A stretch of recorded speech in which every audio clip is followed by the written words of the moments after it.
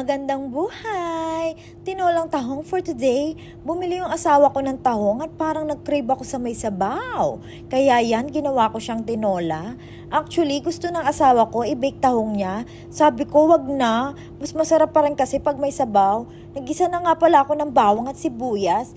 Ayan na nga, halu-haluin, pagsamahin. At inilagay ko na nga din tong maraming luya para mawala yung lansa ng tahong.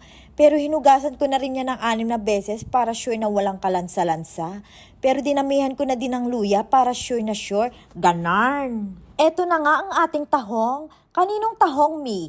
Charot! Inilagay ko na nga tong tahong natin. Isinama ko na sa bawang at sibuyas at luya para mas lumasa na siya. Naglagay na nga din pala ako ng tubig. Pakukuluan ko lang ng bonggang-bongga. Hanggang dito na lang mga Mi. See you on my next video. Bye!